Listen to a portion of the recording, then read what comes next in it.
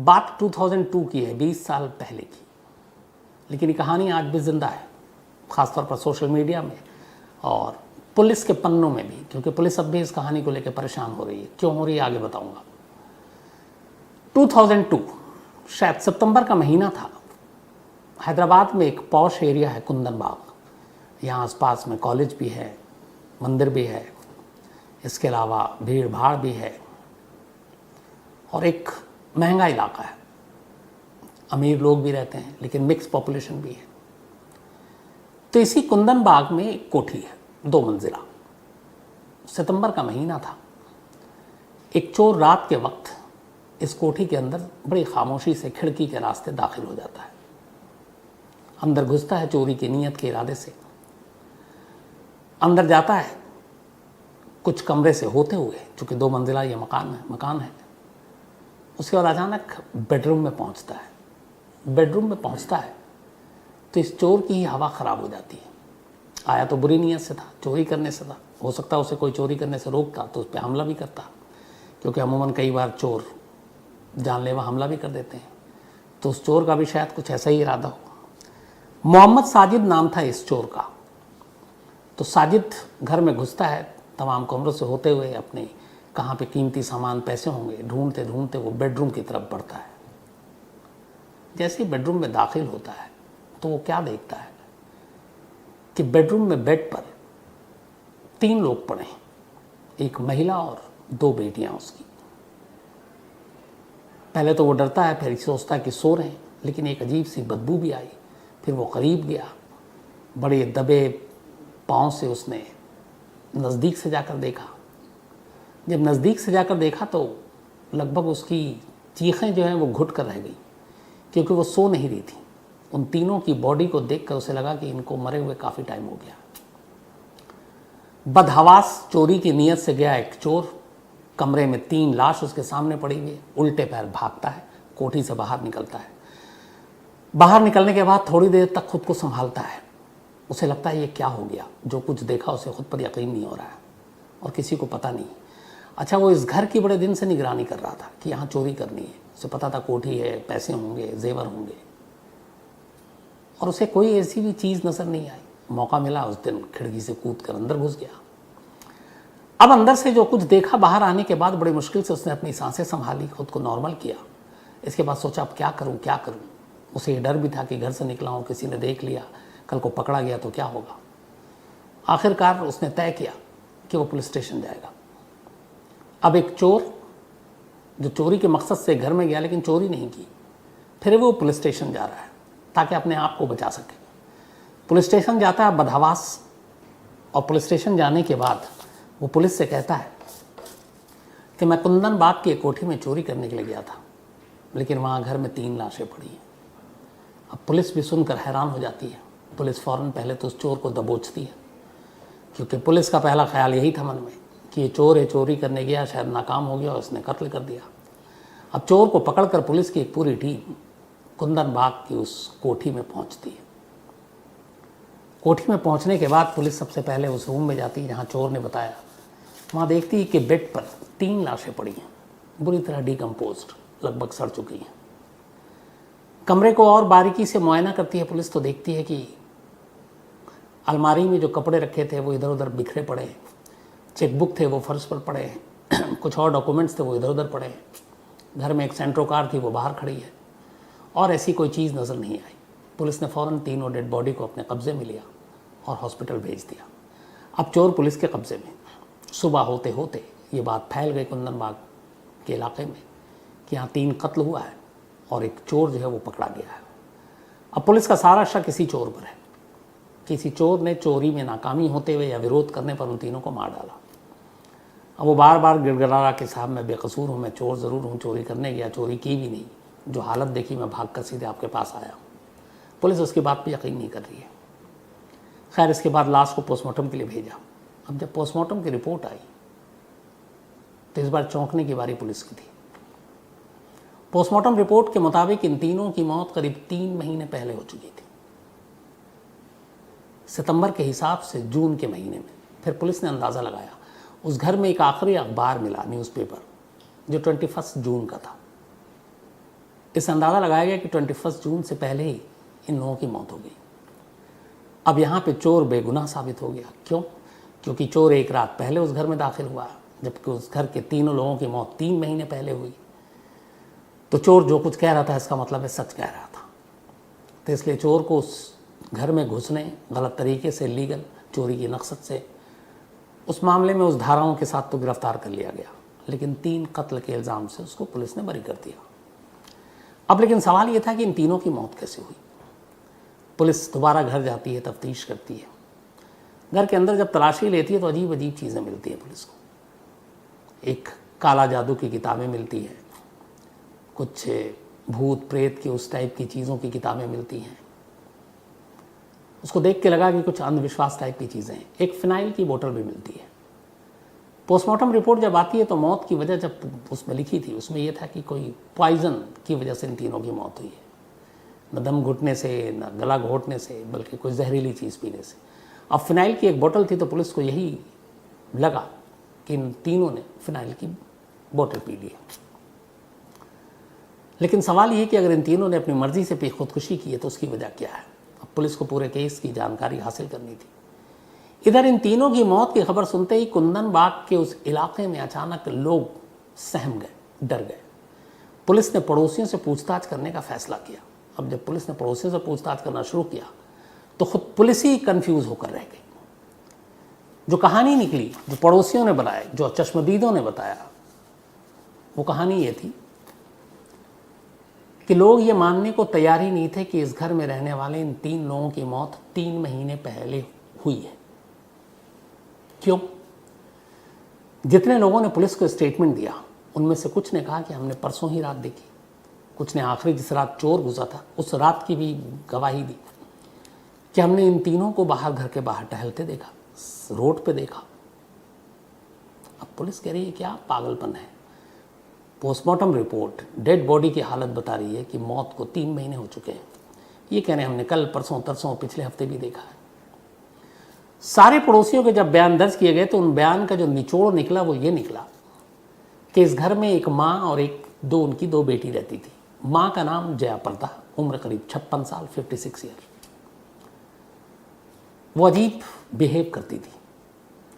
हर शाम को जब सूरज डूब जाता तो वो कैंडल लेकर अपनी दोनों बेटियों के साथ उस घर के चक्कर काटती, तवाफ करती एक तरह का। उसके बाद वो सड़क पे भी लेकर निकलती कैंडल। उनके बच्चों के हाथ में एक बोतल होता। कहते हैं कि लोगों ने जो देखा, चश्मदीदों ने, उन्होंने कहा कि उस बोतल में हमेशा उन्होंने ब्लड देखा क्योंकि वो लाल रंग का था। अब ये किसी को पता नहीं कि वो लाल रंग पानी में लाल डाला गया था या वाकई खून है, लेकिन उनका कहना था कि वो उस औरत की अजीब व गरीब हरकत थी। वो डेली खिड़की के पास भी कैंडल लेकर खड़ी होती और उसके बच्चे हाथ में खून की बोतल लेकर, और जो पड़ोसी गुजरते उनको बड़ी अजीब नज़रों से घूरती।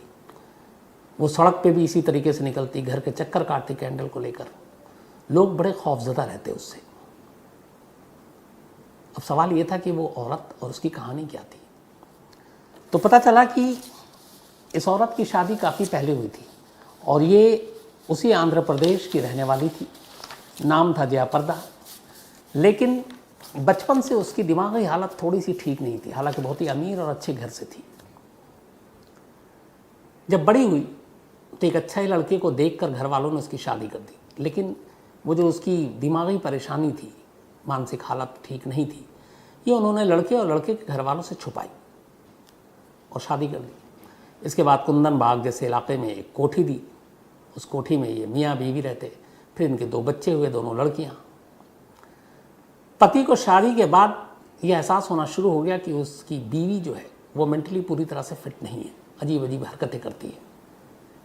इस बीच में फिर उसे सारी कहानियाँ घर वालों के ज़रिए पता चली कि उन्होंने छुपाया है।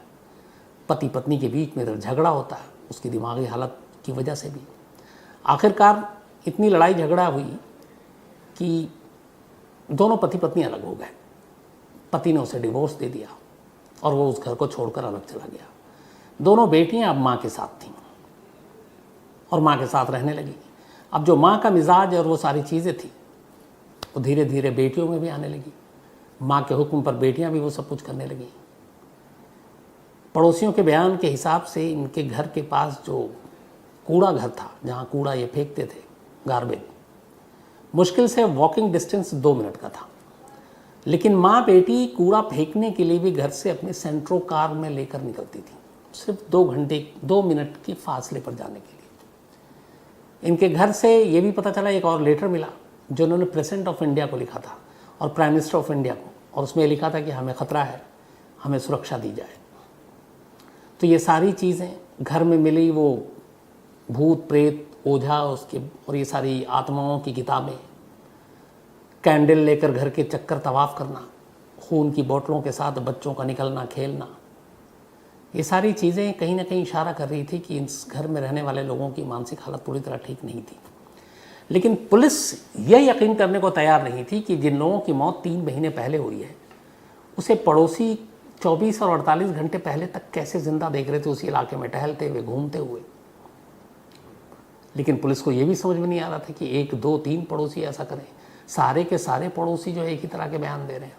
फिर ये भी लगा कि कहीं ऐसा तो नहीं है कि इस प्रॉपर्टी को लेके भी इस हॉन्टेड प्लेस घोषित करने या इस घर वालों को या घर को डराने के लिए, कई बार ऐसा होता है, ये साजिश तो नहीं है। लेकिन पता चला ऐसी भी साजिश नहीं है।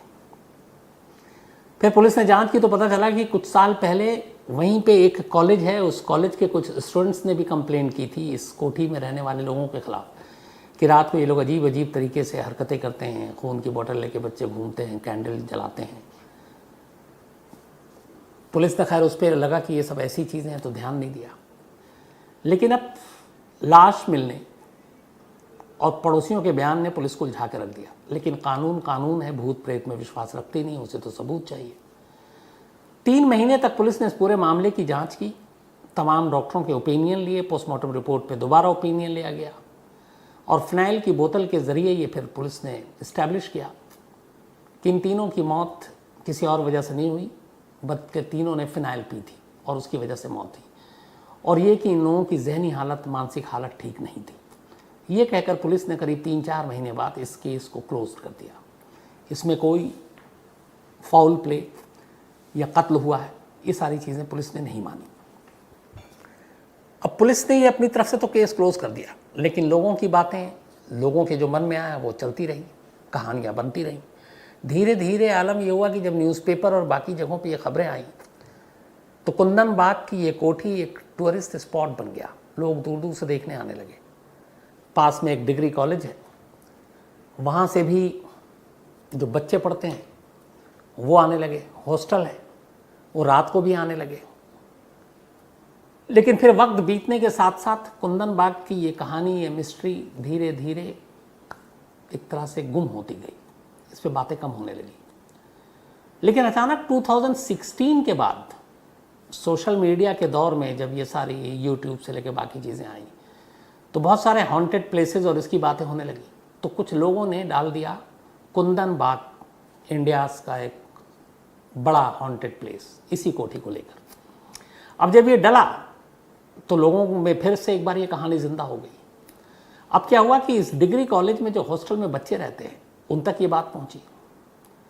अब वो खासतौर पर वीकेंड, सैटरडे, फ्राइडे नाइट और सैटरडे नाइट, उन्होंने कहा हम भूत प्रेत से डरते नहीं हो। ये लोग पहुंचने लगे उस कोठी के पास। कुछ लोगों ने तो जबरन उस कोठी में घुसने की कोशिश की, कोठी के अंदर गए, बाहर निकल कर पोस्ट करना शुरू किया, हम अंदर गए, अंदर में कुछ नहीं है और यहाँ कोई भूत प्रेत नहीं है। कई जाकर शोर शराबा करने लगे, चिल्लाने लगे भूत हो तो बाहर आओ। अब इससे पड़ोसियों को डिस्टर्बेंस होने लगा। आखिरकार पड़ोसियों ने पुलिस को कंप्लेंट की। नौबत यह आ गई कि वीकेंड पे पुलिस को इस कोठी के इर्द गिर्द बैरिकेड्स लगानी पड़ी और एक एक दिन में 50-50 स्टूडेंट्स को पुलिस ने गिरफ्तार किया, सिर्फ किसी की प्रॉपर्टी में इलीगल घुसने के लिए, पड़ोसियों को डिस्टर्ब करने के लिए, शोर शराबा करने के लिए। और फिर उन्हें वार्निंग देके छोड़ा भी गया। लेकिन ये सिलसिला लंबा चलता रहा। हर वीकेंड पे वहाँ पहुँच जाते। दिन में भी लोग इस कुंदन बाग कोठी की इतनी ज़्यादा वो हो चुकी कि वहाँ पहुँच जाते। पुलिस परेशान, यहाँ तक कि पुलिस को ये बयान जारी करना पड़ा, पोस्टर निकालने पड़े कि कुंदन बाग कोठी is not a haunted place, ये कोई हॉन्टेड प्लेस नहीं है। लेकिन लोग फिर भी नहीं माने, आने लगे, शुरुआत हो गई। बड़ी मुश्किल से धीरे धीरे पुलिस ने वहाँ पे उन लोगों को रोका। कुछ जो पड़ोसी थे डिस्टर्ब हो रहे थे, उन्होंने अपने प्राइवेट सिक्योरिटी गार्ड रखे ताकि ऐसे लोगों को वहाँ से दूर रखा जा सके, रात को वो डिस्टर्ब ना हो। फिर उन्हें दूर किया गया। लेकिन आज भी कुंदनबाग के इर्द गिर्द जो लोग रहते हैं उनका यही कहना है कि उन जो तीनों की मौत हुई थी और जो पुलिस ने मौत की तारीख बताई, उससे पहले तीन को हर दिन उन्होंने रात को देखा और उन्हें यकीन नहीं है कि इनकी मौत 3 महीने पहले हुई। अगर वो मौत पहले हुई तो फिर ये किसको देखा? वो गाड़ी में कूड़ा फेंकने कौन जाता था? उनके घर पे कोई कमाने वाला नहीं था, वो लोग ज़िंदा कैसे रहते थे? कोई अर्निंग नहीं थी उनके घर में, ना केबल ना कुछ, सिर्फ एक चीज़ थी इलेक्ट्रिसिटी। और ये भी कहते हैं कि इलेक्ट्रिसिटी का बिल उन्होंने एडवांस में दे रखा था।